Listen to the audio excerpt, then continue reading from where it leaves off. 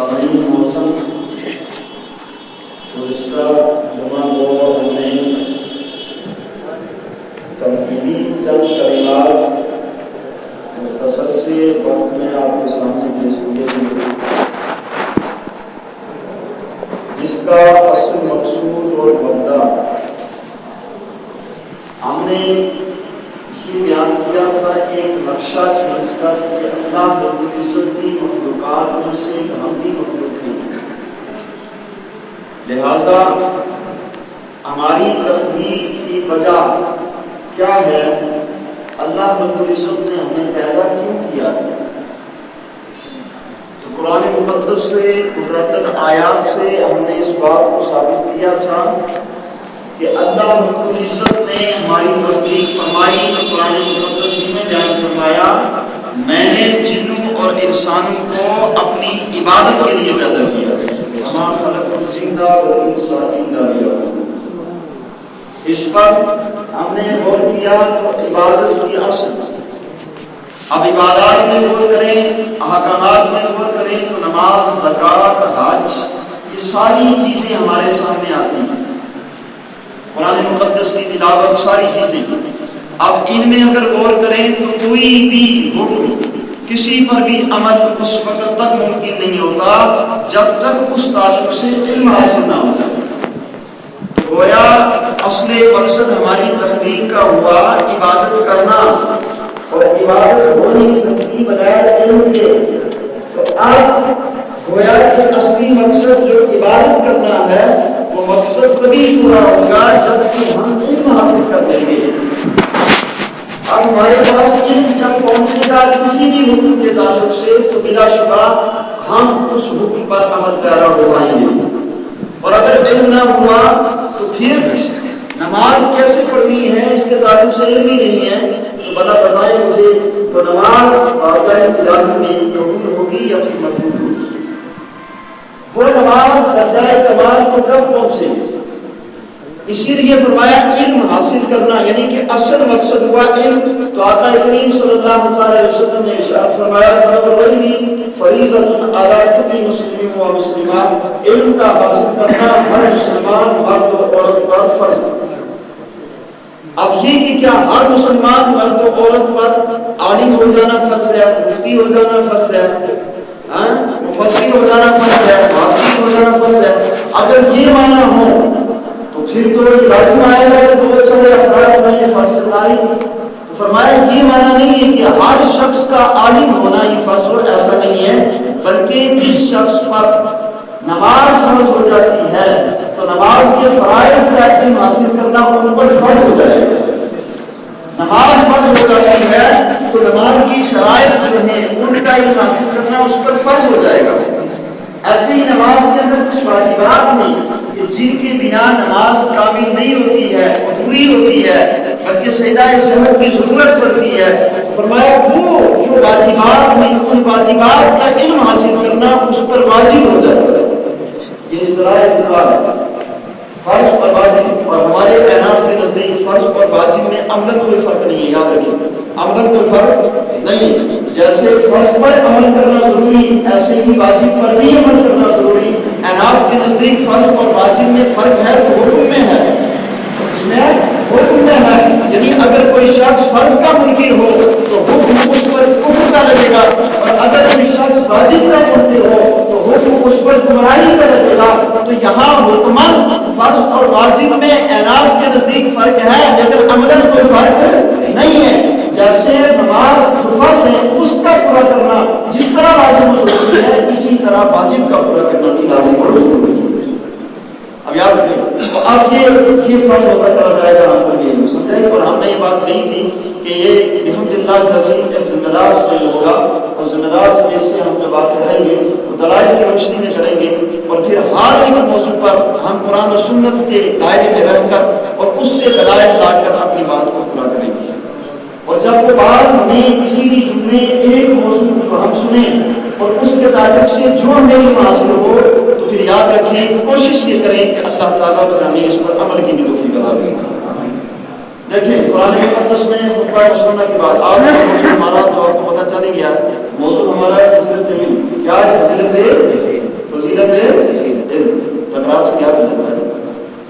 علم کی فضیلت قرآن مقدس میں اللہ رب العزت نے ارشاد فرمایا تو ربی زدنی علما، تم اپنے رب سے عرض کرو کہ اے مولا میرے علم کو زائد فرما، میرے علم میں زیادتی فرما۔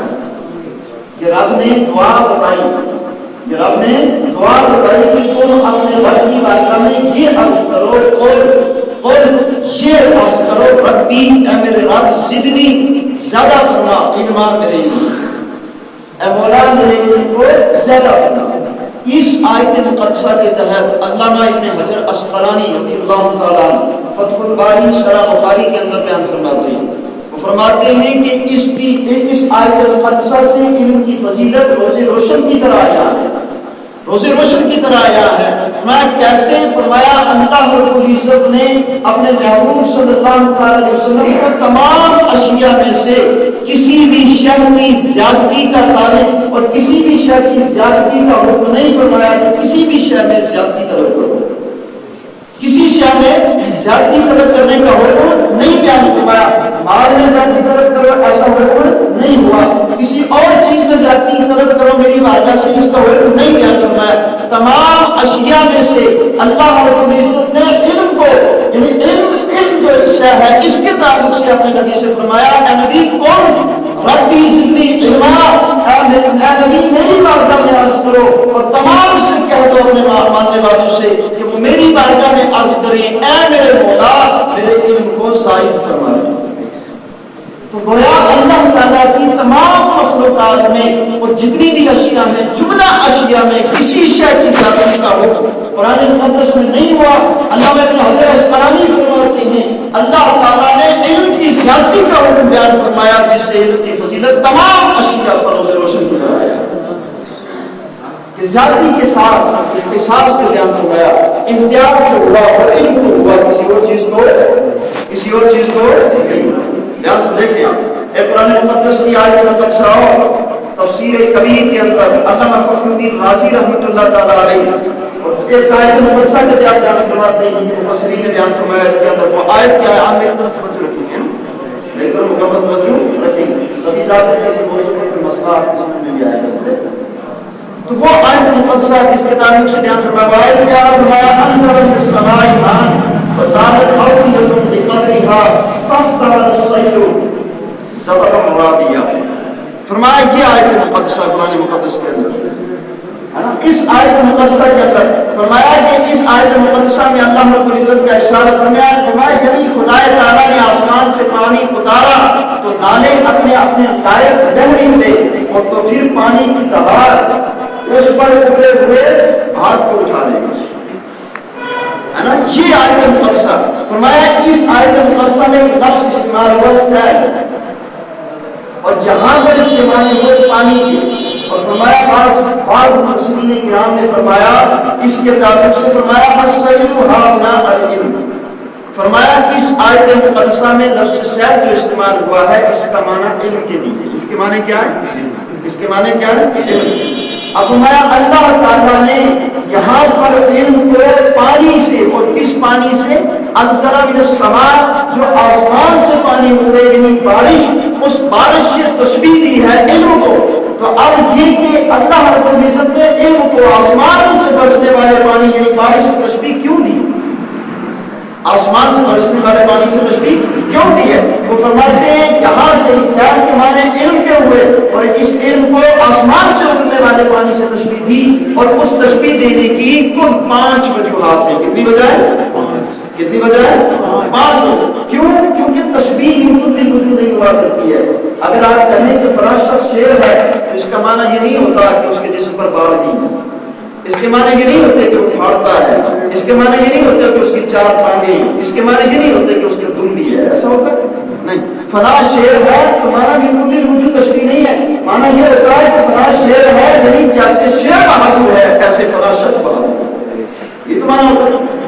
علی نبی اللہ تعالیٰ شیر خدا ہے، شیر خدا ہے تو کیا معنی بہادر ہے، یعنی بہادری کے اندر تشبیہ ہے، تشبیہ من کل وجود نہیں ہوا کرتی ہے۔ تو یہاں علم کو جو تشبیہ پانی سے ہے تو بھی من کل وجود تشبیہ تو نہیں ہوگی، اگر تشبیہ ہے تو کس وجہ میں ہے؟ اور وہ بیان فرماتے ہیں کہ 5 وجہ کل ہیں جن میں اللہ تعالیٰ نے علم کو اس پانی سے تشبیہ دی، علم کو اس پانی سے تشبیہ دی جائے، اس کی 5 وجہ۔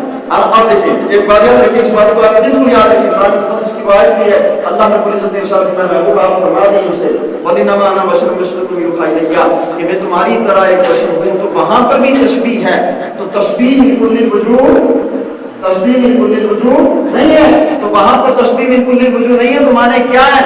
یعنی معنی یہ ہے کہ میں ظاہری جسم کے اندر لباس بشری میں آیا ہوں، لیکن آگے بیان فرمایا جہاں بالکل بھی مجھے نہیں یوحیٰ الیہ میری طرف سے اللہ کی جانب سے وحی بھی ہوتی ہے، تو تشبیہ بالکل بھی نہیں ہوتی۔ علماء علیہ کے نزدیک مشبہ اور مشبہ جو ہوتا ہے اس کے درمیان غیریت جو ہے لازم ہوتی ہے، یعنی آپ جس چیز کو تشبیہ دے رہے ہیں اور جس چیز سے تشبیہ دے رہے ہیں ان دونوں میں الگ الگ کا ہونا ضروری ہے، ایک زیادہ انسان ہے اور ایک شیر ہے، تو ان دونوں چیزیں الگ الگ ہیں، تب جا کر تشبیہ درست ہوگی، تب جا کر تشبیہ کیا ہوگی؟ درست ہوگی۔ تو یہاں پر ان کو پانی سے تشبیہ دیا ہے، ان کو کس سے پانی سے تشبیہ دیا ہے؟ پانی سے، اس کے بارش سے۔ کیوں مانا کیا ہوا؟ فرمایا اس وجہ میں احدھا، اس کی پہلی وجہ یہ ہے تما ان المطر ينزل من السماء كذلك العلم ينزل من السماء۔ فرمایا ایک وجہ یہ ہے جیسے بارش آسمان سے نازل ہوتی ہے، کہاں سے؟ بارش آسمان سے نازل ہوتی ہے، ایسے ہی فرمایا علم بھی آسمان سے نازل ہوتا ہے، علم بھی کہاں سے نازل ہوتا ہے؟ آسمان سے نازل ہوتا ہے، جیسے بارش آسمان سے آتی ہے۔ بہت ساری چیزیں ہیں جو زمین سے بھی آتی ہیں، بہت ساری چیزیں ہیں زمین سے آتی ہیں، آپ دیکھیں آپ یعنی کہ آپ کھانے پینے کی اناج یا اشیاء پانی ساری چیزیں لیتے کہاں سے آتی ہیں؟ زمین سے۔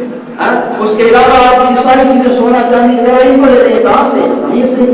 تو فرمایا علم پانی بارش میں جو تشبیہ کی ہے تو بارش کا پانی آسمان سے آتا ہے اور علم بھی آسمان سے آتا ہے۔ ہم نے غور کیا تو پتا چلا تورات بھی آسمان سے آئی، زبور بھی آسمان سے آئی، انجیل بھی آسمان سے آئی، قرآن مقدس بھی آسمان سے آیا، دیگر شہائد بھی آسمان سے آئے، اور یہی تو ہے وہ علم جس نے آج کل طریقہ حیات بتایا۔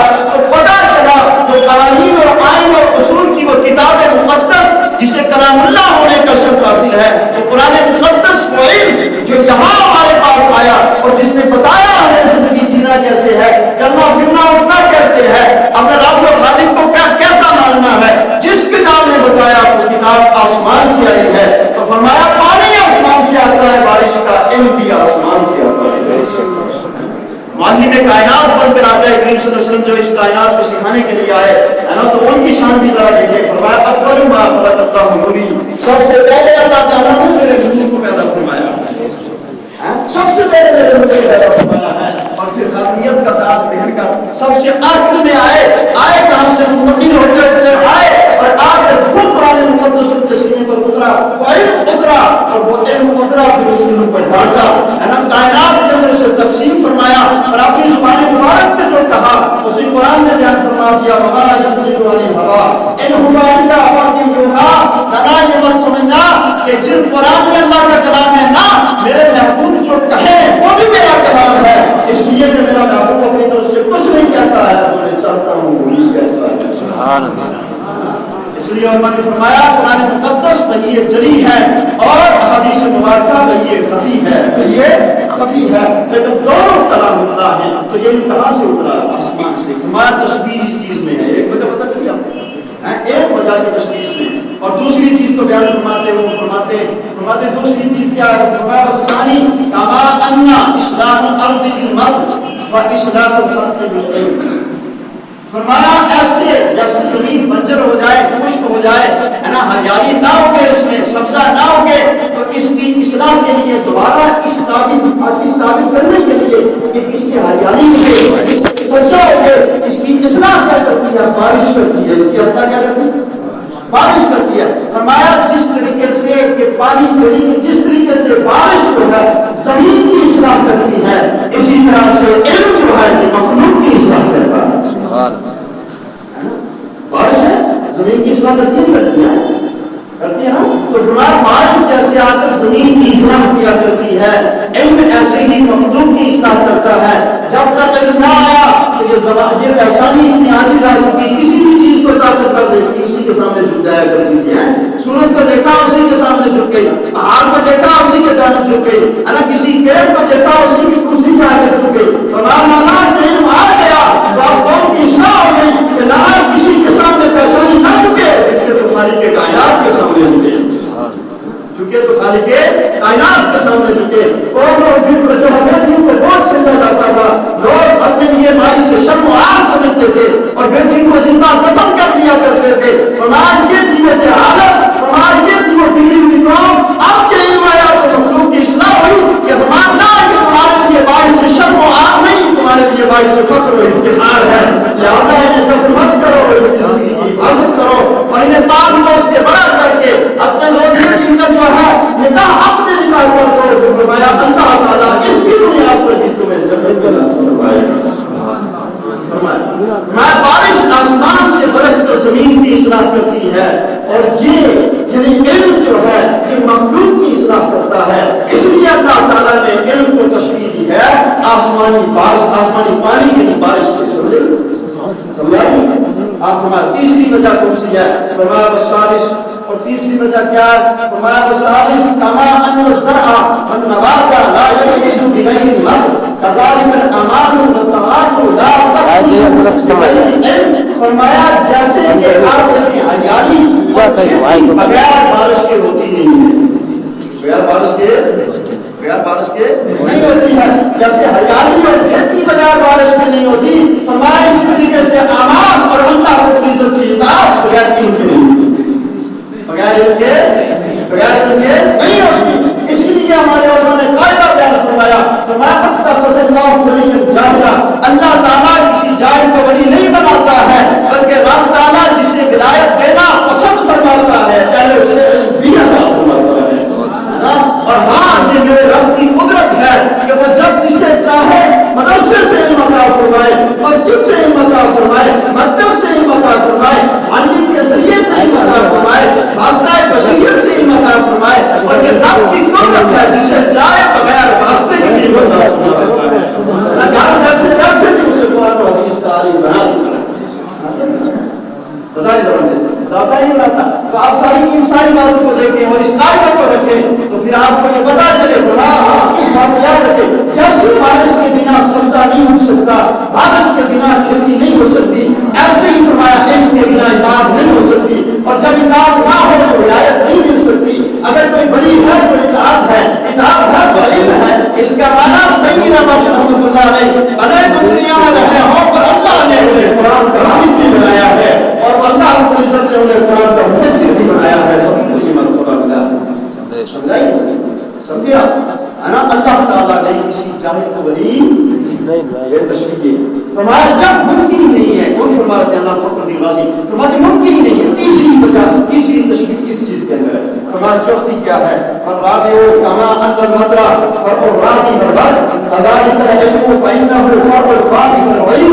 فرمایا جس طریقے سے بارش کے آنے سے پہلے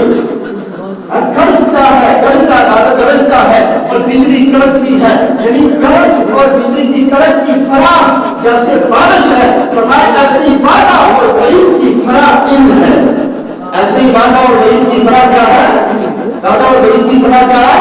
علم ہے. اور پھر فرمایا پانچویں وجہ کیا ہے؟ اب دیکھیں اس پر ذرا غور کریں اور اس سے پہچانے بھی ان کو اس سے تمیز بھی پیدا کریں. پانچویں وجہ ایسی ہے جو امتیاز بین العالم اور علماء بین الفقہاء جو امتیاز پیدا کرے گی. یہ بات آ کر فرمایا پانچویں وجہ یہ ہے اور خامس ان القطرہ نافع وضار.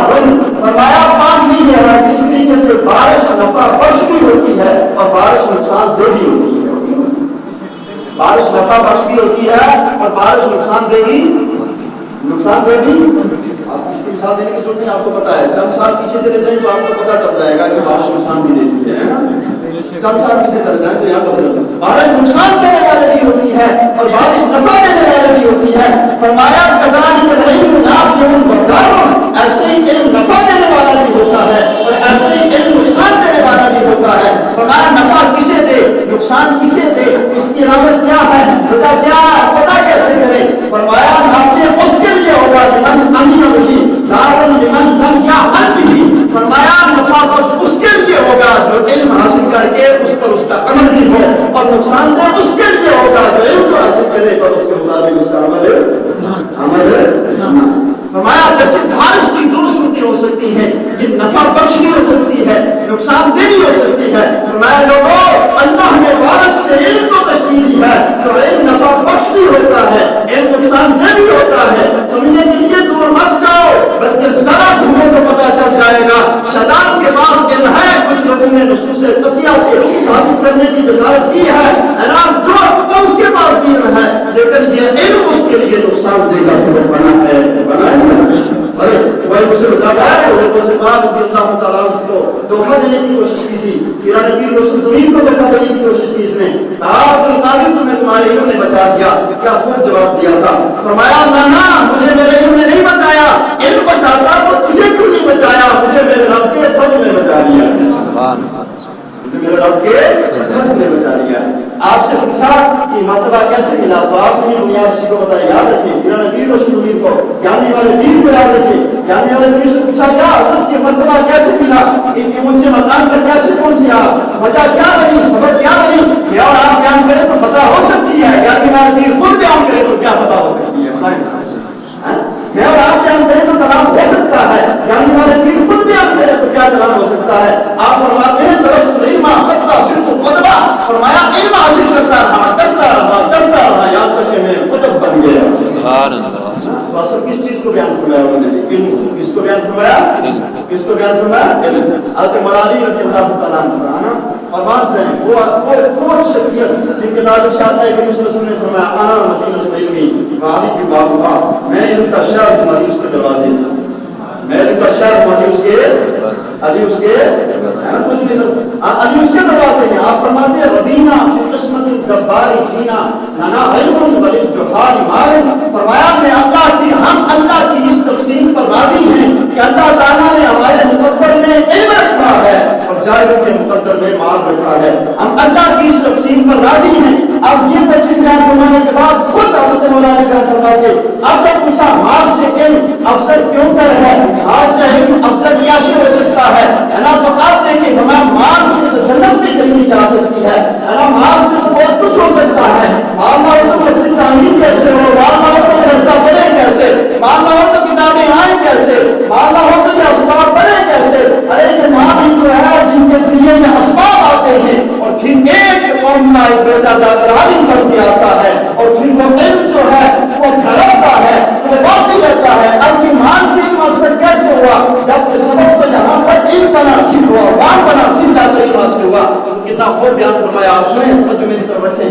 आपने बयान फरमाया अल-इल्मु अफज़ल मिनल माली बिसबअति अवजुह, फरमाया 7 वजह से इल्म माल से अफजल है। कितनी वजह से, कितनी वजह से, 7 वजह से इल्म माल से अफजल है। और आप बयान फरमाते हैं अब वजह, सबसे पहली वजह क्या है, इल्म मिरासत अंबिया, फरमाया इल्म अंबिया की मिरास है, इल्म अंबिया की।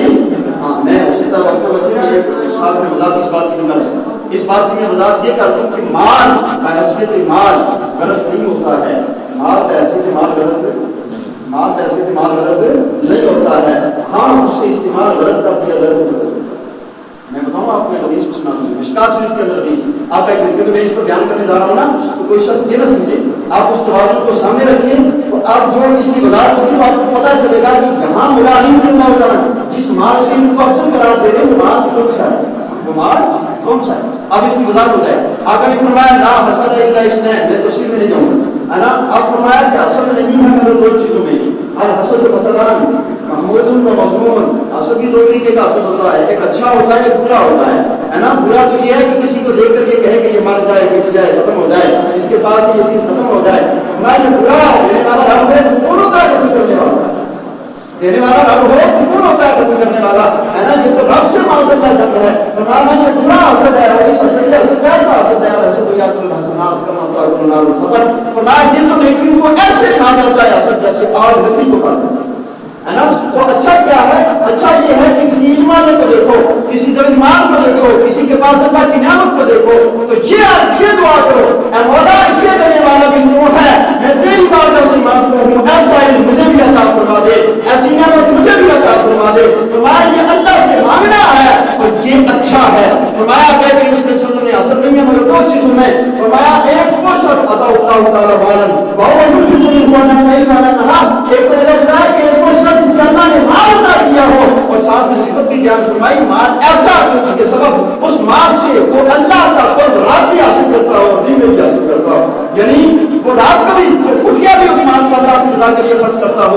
اور اعلانیہ بھی خرچ کرتا ہو فرمایا ایسا شخص جو مال کے بعد سخاوت اس کے اندر آ جائے جس کے مال تو آئے لیکن محبت اللہ سے رہے مال تو آئے مگر محبت دین سے رہے مال تو آئے مگر محبت رسول اللہ سے رہے حضور دین سے رہے فرمایا کہ مال اللہ کی نعمت ہے تو پتا چلا کہ کافر اس مال سے نہیں ہے اس مال سے نہیں ہوگا اس مال سے پتا چلے گا کہ جس مال کی وجہ سے وہ 5 گھنٹے مالوں کو چھوڑ دے جس مال کی وجہ سے وہ دکان کے اندر بیٹھا ہوا ہو تو 1 سال قربان رکھی اللہ کی گاڑیوں میں آنے کے لیے تیار نہ ہو وہاں سے محبت اس طرح کرتا ہے کہ آج وہاں سے چھٹی چلی گئی ہے ساری چیزیں حرام حلال جائز ناجائز سب میں تمیز ختم ہو چکی ہے محبت اس قدر غالب آ چکی ہے کہ آپ سوچتا یہ ہے کہ مال آ جائے چاہے کیسے بھی آ جائے تو میں یہ وہ مال ہے لے کر جہنم میں جانے والا ہے اور اگر میں آپ کو یہ مال اور میں مال ہو گیا اللہ کی مال کیوں کی میراث ہے ایسا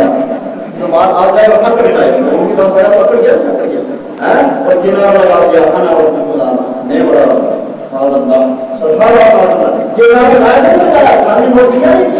یہ مال اس قسم کا مال اس کے پاس آ جائے کہ مال کے بعد پکڑ پیدا ہو جائے تکبر پیدا ہو جائے مالوں کو چھوڑ دے دور ہو جائے فرمایا کہ مال اس مال سے علم بہتر ہے اس لیے کہ یہ فرعونوں کی میراث ہے اور علم انبیاء کی میراث ہے ایک وجہ اور فرمایا دوسری کیا ہے العلم لا ينقص الا الفقير والمال ينقص فرمایا علم وہ ہے جو خرچ کرنے سے کم نہیں ہوتا ہے بلکہ اسے جتنا خرچ کیا جائے جتنا بیان کیا جائے جتنا سکھایا جائے جتنا بتایا جائے جتنی تبلیغ ہو جائے اللہ تعالیٰ اتنا ہی اس میں اضافہ فرماتا ہے اس میں برکتیں فرماتا ہے علم وہ ہے جو خرچ سے کم نہیں ہوتا علم خرچ سے بڑھتا ہے اور فرمایا والمال ينقص مال وہ ہے جو خرچ کرو تو کم ہو جاتا ہے تو بتائیں آپ سب چیز جو باقی رہے ختم ہو جائے گا جو باقی رہے وہ ہوگی نا جو باقی رہے اب ہاں میں جواب دیں گے مجھے یہ پتا چلے گا کہ آپ اس سمجھا جو باقی رہے وہی ہو علم خرچ کرو تو بڑھتا ہے کم نہیں ہوتا ختم نہیں ہوتا اور مال کو خرچ کرو تو کم ہوتا ہے تو آپ بتایا تمہارا ملازم کتنا بن جاتا ہے تو اب یہ وجہ بنتی ہے کہ علم مال سے افضل ہے افضل ہے مال سے کیا ہے علم مال سے کیا ہے افضل اب دیکھیے بڑا کتنا بن جاتا ہے بس 40 یافتہ المال حافظہ پر علم یحفظ صاحبہ فرمایا تیسری وجہ یہ ہے کہ مال جس کا ہو اپنے صاحب کی حفاظت کا محتاج ہوتا ہے کہ اگر مال والا اپنے مال کی حفاظت نہ کرے تو وہ ضائع ہو جاتا ہے برباد ہو جاتا ہے ختم ہو جاتا ہے اس سے دور ہو جاتا ہے فرمایا علم تو ہے جو اپنے صاحب کی حفاظت کا محتاج نہیں ہوتا بلکہ خود اپنے صاحب کی حفاظت کرتا ہے خود اپنے صاحب کی حفاظت کرتا ہے بتائیں مجھے حرام سے حفاظت کرتا ہے نہیں کرتا مکروہات سے حفاظت کرتا ہے نہیں کرتا شبہات سے کرتا ہے نہیں کرتا اور چلنا کہیں منزل پہ پہنچنا ہو تو علم ہو جائے تو بھٹکنے سے حفاظت کرتا ہے نہیں کرتا راستے کھڑے ہو جائے تب طرف امت یادا صلاح سنو سب رہی میں نکلا جمع ہو جائے اور علم فرمایا کہ ملت معاہدہ ایک ہی وہ ہو جو کہ جنت والی ہو تو پھر وہاں پر وہ علم جو ہے جو اس کی حفاظت کرتا ہے فرمایا دنیا میں بھی حفاظت کرتا ہے اور آخرت میں بھی حفاظت کرتا ہے دنیا میں بھٹکنے سے اور ان تمام ہمارے سنیا میں مستغرق ہونے سے حفاظت کرتا ہے اور آخرت میں جہنم میں پڑنے سے حفاظت فرماتا ہے اور مال تو وہ ہے کہ جس کی حفاظت کی جائے علم وہ ہے جو حفاظت کرے اور عالم نے فیصلہ خود کر لو علم والا ہے کہ مال والا ہے علم افضل ہے کہ مال افضل ہے علم افضل ہے اب فرماتے ہیں راوی زمانہ رجل جب تمانہ بس علم یقول ما صاحب قبرہ فرمایا اب جو ہے جو اسی وجہ بیان فرماتے فرمایا جب بندہ مر جاتا ہے مال باقی رہ جاتا ہے یہ میرا جاتا ہے ساتھ لے جاتا ہے مر گیا کروڑوں کی برکت کی تھی جتنا بھی تھا اب وہ مر کے منتقل ہو کر قبر میں پہنچتا ہے تو مال پیچھے رہ جاتا ہے ساتھ نہیں جاتا ہے فرمایا علم یہ ہے کہ جو دنیا میں ساتھ چھوڑتا ہے نہ آخرت میں ساتھ چھوڑتا ہے نہ برزخ میں چھوڑتا ہے نہ حشر میں چھوڑتا ہے جنت تک ساتھ رہتا ہے ارے جو ساتھی منزل تک پہنچنے والا ہو بہتر وہ ہوتا ہے جو ساتھ چھوڑ کے راستے میں وہ ہوتا ہے فرمایا اس لیے علم مال سے افضل ہوتا ہے کہ فرمایا جب علم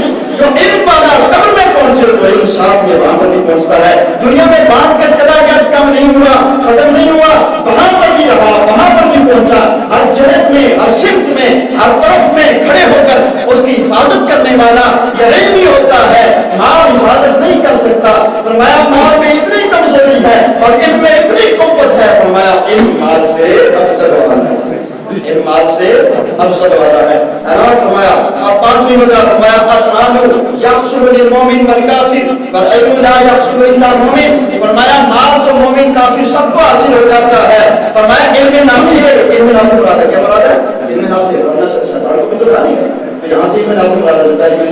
مراد ہے نا علم نافع مراد. فرمایا مال جو ہے وہ مومن کافر سب کو مل جاتا ہے. اور فرمایا علم نافع جو ہے وہ صرف مومن کو ہی ملتا ہے, صرف مومن کو ہی ملتا ہے. تو آپ یہ بیان کر آپ یہ خود بتاؤ کہ مال افضل ہے یا پھر علم افضل ہے نا؟ مال افضل ہے یا علم افضل ہے؟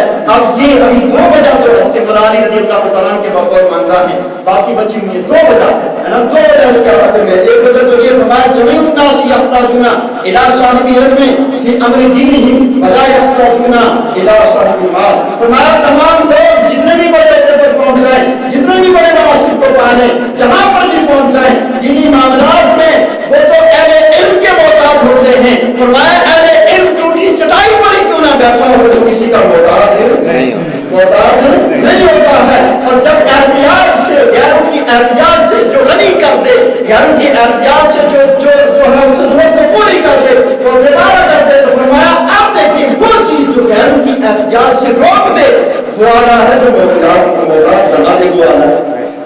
فرمایا علم دوسروں کی احتیاط سے, دوسروں کی حاجت سے اسے روک دیتا ہے. اور اگر دوسری چیز کتنی بھی ساری کیوں نہ ہو, اور فرمایا وہ کہیں پر بھی پہنچ جائے, کسی بھی منصب پر پہنچ جائے, اور دینی معاملات اگر وہ دیندار ہے اور دینی معاملات سلجھانے ہیں تو اس سے پھر ان معاملات کے اندر اس کے والے کا احتیاط ضرورت پڑتی ہے, اس کا محتاج ہوتا ہے. اب آپ کو بتائیں ہے نہیں ہے حضرت مولانا رضی اللہ عنہ صاحب العلم یربی الرجلات رجلا علی مطوری الصراط والمال یمنع.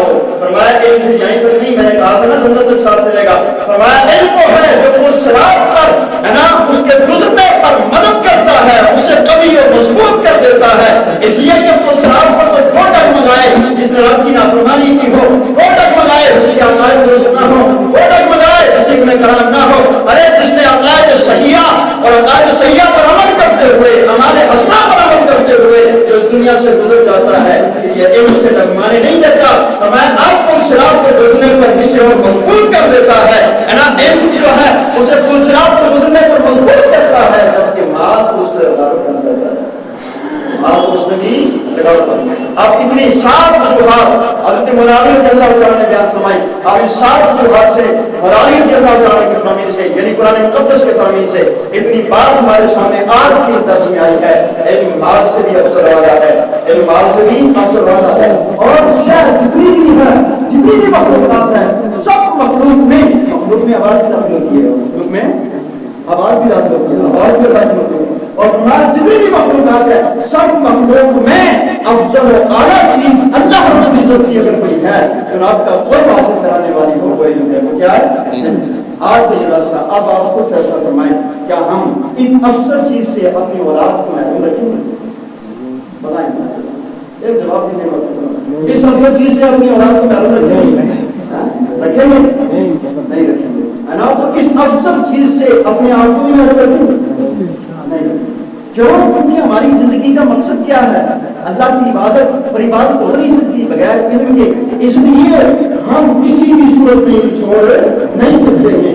اس لیے ہمیں یہ چاہیے کہ جمعہ المبارک کا کوئی دن ہو جس میں ہمیں درس ہو, کم سے کم 1 بجے تو ہم مسجد میں داخل ہوتے ہیں. سمجھا 1 بجے ہم مسجد میں داخل ہوتے ہیں تاکہ ایک ہی موضوع پر ہم ایک بات چھوٹ کے جائیں تو یہ نہیں کا سیکھنا سکھانا ہے نہیں ہے, تاکہ اس طریقے سے دین پڑھے, پھر اپنے مدرسے کو بھی مضبوط کریں, اپنے مسجد کو بھی مضبوط کریں, اور گاؤں میں مساجد کو بھی مضبوط کریں, تاکہ اس طریقے سے ہماری جو نسل ہے مستقبل ان کا جو ہے تعلق و روشن ہو, اور پھر انہیں بھی یہ ملے, ورنہ قیامت والے دن اللہ کو عزت کی بارگاہ میں جواب نہیں ہوگی, کوئی بھی جواب نہیں دے سکتے پائیں گے.